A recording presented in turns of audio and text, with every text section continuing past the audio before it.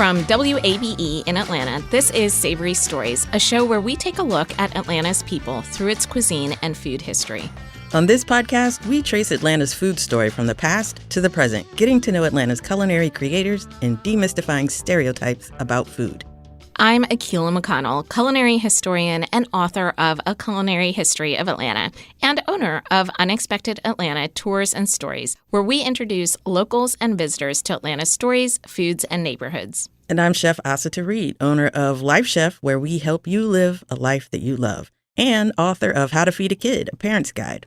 You know that we are all about the food, and while we're often sharing stories of the city's restaurants and cuisines, today we want to talk about how we get our food. We're exploring the history of Black Grocers here in Atlanta. And I am so excited about this topic on Savory Stories because Black-owned grocery stores have played a fascinating role in our city's history. I'm going to love this. Grocers are the liaison between farmers and the consumers, and they need their shine. They absolutely do. But before we get into the stories of these Black grocers, I want to just set the stage for a second. Now, take your mind back. In 1860, the town of Atlanta had only about 10,000 residents in it, and 20% of the city's population was Black, almost entirely enslaved. There were only 23 free Black men and women in Atlanta at the time, and for those who were free, they were actually treated as second-class citizens. While any Black man or woman, whether enslaved or not, could purchase from a white grocer, white grocers at the time charged extortionate prices to the Black residents of Atlanta. So, very smartly, some of these free Black residents started opening up grocery stores, and they did extremely well with these businesses since they charged their largely Black clientele a fair price. That reminds me of the Kwanzaa principle, Ujamaa, or cooperative economics, which is how many Black-owned businesses have survived in Atlanta over the years. Exactly. And cooperative economics really was, right from the start, a big part of Black-owned grocery stores. So the first of the city's Black grocers was a man named Robert Webster. Robert Webster was a Black man born into slavery in 1820. But by the time he was in his 20s, he was, and I quote, practically freed, as he described it, by his enslaver, a white man named Benjamin Yancey. Now, Yancey described Webster as, and I quote, very intelligent and accomplished house servant who had a fine way with preserves and pickles. A fine way with preserves and pickles sounds like a man after my own heart. I know it. I am a huge fan of pickles in general as well. Now, the two men definitely had a shared respect for each other, and it is clear that Yancey valued Webster's judgment, often sending Webster to handle business dealings on his own across the South. That's something that was pretty unheard of for Black men at that time frame. Yeah. Yancey eventually set Webster up as a barber in Atlanta in return for a monthly rent payment. And Webster was so smart that he succeeded as a barber. He soon had 2 shops and 7 barbers working for him. And we already talked about how he was so good at preserves and pickles. Well, he had a thriving side business here in Atlanta selling pickles, preserves, tobacco, and other foods to the Black community, as well as to the white community who wanted better prices. Yet another shining example of the entrepreneurial spirit of Atlanta. Yeah, you're right. And, I'll tell you, in 1864, white grocers were feeling really threatened by Webster's business, and they actually petitioned to have his grocery store banned. The city council responded by banning any Black resident from selling foodstuffs. But I got to tell you, Atlantans basically ignored this ludicrous rule because the demand for businesses like Bob Webster's was simply too great. Great products, great price, excellent service is going to win every time. It is. And I'll tell you, Webster, he was brilliant. As the Civil War broke out, Webster used his smarts and his ability as a barber and an enslaved man to go among the Union captives who were held within the city. He began selling Atlanta-produced foodstuffs to the Union Army for Union greenbacks. Webster would then trade those paper U.S. dollars for Confederate money, sometimes getting as much as 300 Confederate dollars for 1 Union greenback. Can I just say I love this man's hustle? Me too. Now, with this mass amount of Confederate funds, he bought a small warehouse full of goods and produce in Atlanta. Now, Webster swore in later years that during the war, never made less than $100 a day. No man in the place did higher than I did, although I was a black man. He was frequently seen wearing gold watches because he grew so wealthy. But since enslaved people were not allowed to own property in Atlanta, Benjamin Yancey had to purchase a home in his own name and then allow Webster to live in it. The Webster provided the funds for the purchase. Wow, even with all that money, he still wasn't truly free. He was not. And, the thing about it is Webster was one of the few openly committed Union men in the Civil War here in Atlanta. He actually hid 2 escaped Union soldiers in his attic, and when hundreds of wounded Union soldiers were left in an open field in the city center in Atlanta, Webster organized and paid the enslaved men and women in Atlanta out of his own pocket to carry wounded Yankees to a hospital space and offer them water and food. Now, unfortunately, after the war, Webster's circumstances really suffered. The Union Army took all of his store of goods without any payment, though he was a Unionist, and even after the war, he petitioned to get himself paid. The Union refused. And then in the Reconstruction era, when Jim Crow laws were instituted, it was difficult for him to build his business to the same extent it had been. Ultimately, Benjamin Yancey ended up supporting Webster until his death. That is a crazy turn of events. It is. It is a very strange and unfortunate story, but there have been many books and even some documentaries created about Robert Webster, which I recommend checking out. And while Robert Webster was the first Black grocer in Atlanta, many others soon followed. And I want to tell you about one of them named James Tate. I think you're going to love this story, Asata. Okay, so shortly after the Civil War, James Tate, an enslaved man from Columbus, Georgia, he arrived in Atlanta. He was emancipated at age 40, but he was one of the rare emancipated slaves who could read and write. He had a meager $16 of grocery stock, or about $490 in today's money, and he opened the first official Black-owned business in the city after the Civil War ended. This was a small grocery store selling produce and dry goods.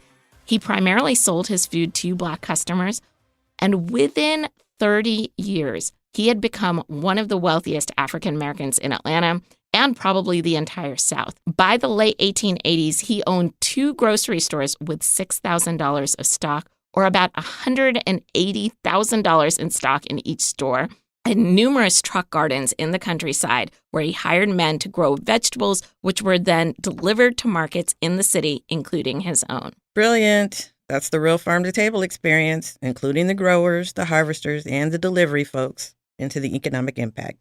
You're absolutely right. And in 1896, the Atlanta Constitution was so impressed with James Tate that they ran a profile on him as an exemplar for all African Americans, stating that he has proven that success is in the reach of the Black man if he will pay close attention to his business and put into practice sound business principles.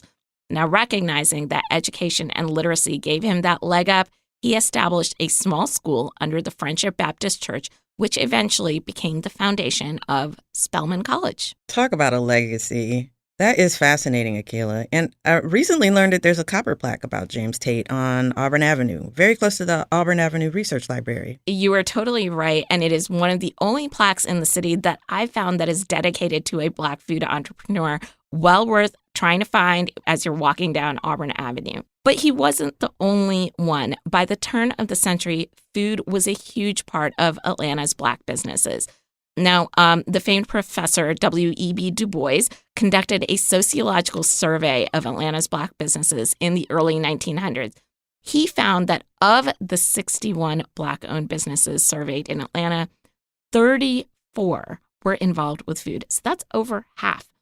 Of these, there were 22 grocery stores, 7 meat markets, 2 restaurants, 2 saloons, and 1 creamery, or a place that made ice cream, all of which almost served entirely the Black community. So when you look at it from these percentages, almost a half of Black-owned businesses in Atlanta at the turn of the century were grocery stores or butchers. And the wealth from these grocery stores served as the foundation for the burgeoning Sweet Auburn community. You know, Akila, I've always heard that the Black wealth and prosperity declined after segregation ended. This survey reflects another Kwanzaa principle, ujima, or collective work and responsibility.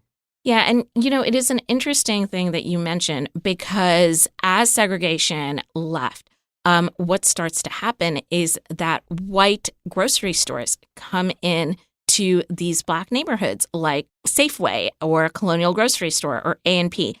And I want to just take a quick mention and talk about how Black grocers impacted the civil rights movement.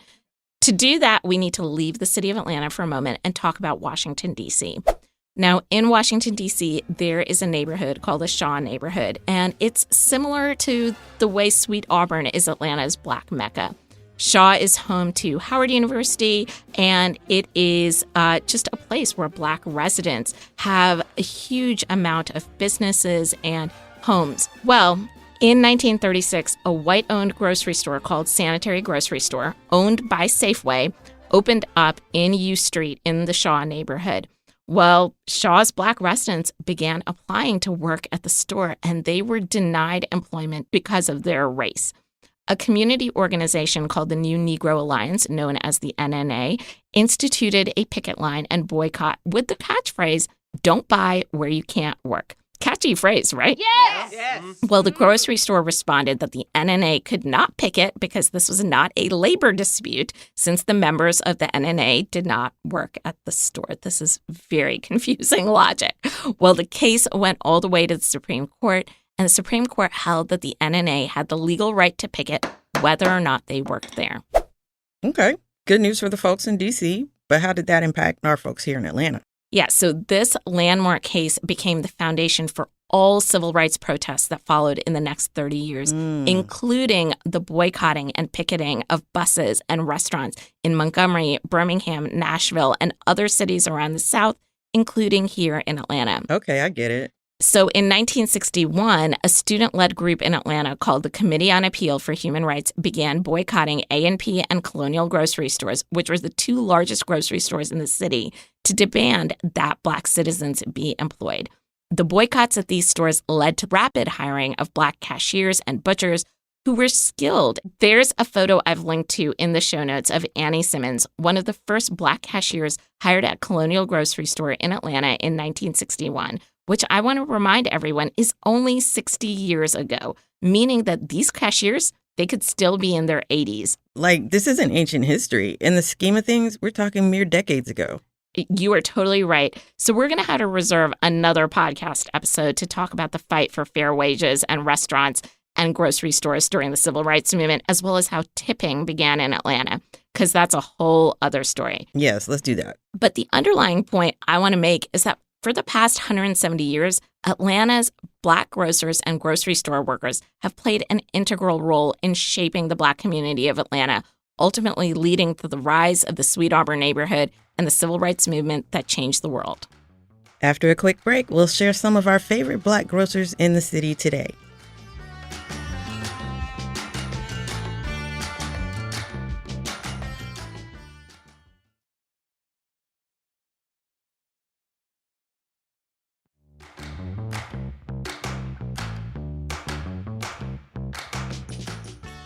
The legacy of Black grocers in Atlanta continues to make history. The prime example would be Nourish in Bloom. Owned by the husband and wife team, Jamie, Michael, and Jalea Hemmings, Nourish in Bloom broke the tech barrier as the first autonomous grocery store with robotic delivery in the United States and the first African-American-owned autonomous grocery store in the world. Okay, so how does this work? It sounds really high-tech, but it's really streamlined. You download the Nourish app, hit a QR code when you get to the store, shop for your products, and see yourself out the door. Sensors on the shelves detect the change in weight once an item's been picked up, and sensors on the way out detect what you're leaving with and automatically charge the account set up in the app. Located just outside of the city in Fayetteville, Nourish and Bloom emphasize high-quality, fresh products, including prepared meals in their bistro, inspired by the journey the Hemmings have been on with their autistic son. If grocery shopping feels like a hassle to you, this could be your solution. No lines, no checkout. And, that sounds so cool. I feel like I have to check it out. But over time, I think we've talked about how Atlanta's Black grocers have reflected the diversity of the Black population and the Black community, especially with the growth of different immigrant populations. Right, Asata? That's right. Case Foods International has the reputation of being one of the best sources of African grocery items in Atlanta. Here you will find herbs and spices that are impossible to get at the big box chain stores. I've been on a mission to learn how to properly make egusi and have had to order products online. And what I dislike about that is you can't verify the quality of the products like you can when you go into a store and choose it yourself. At Case Foods, you know the products are fresh because they cater to African communities and the foods fly off the shelves as people desire a taste of home.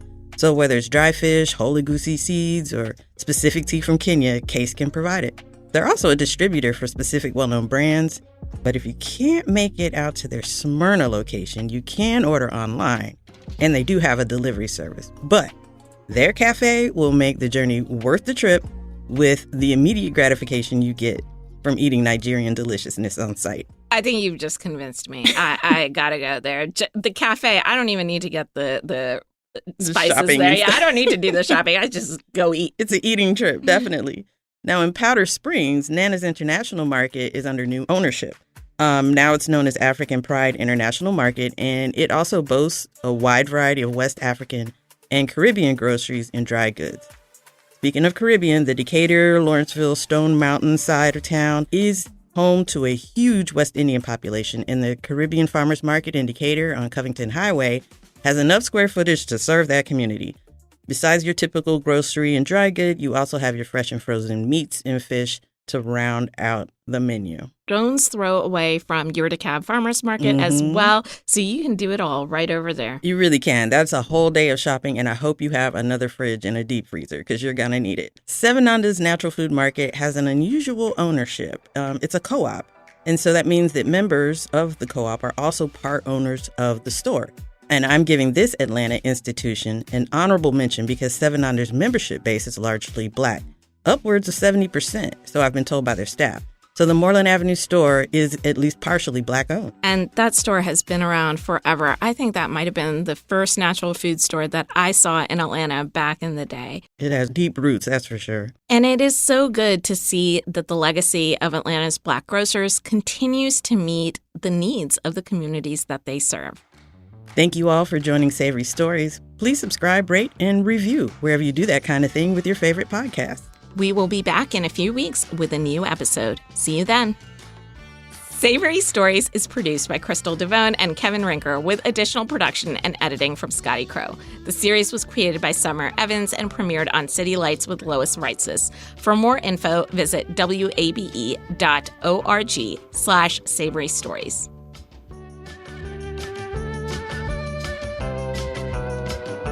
WABE.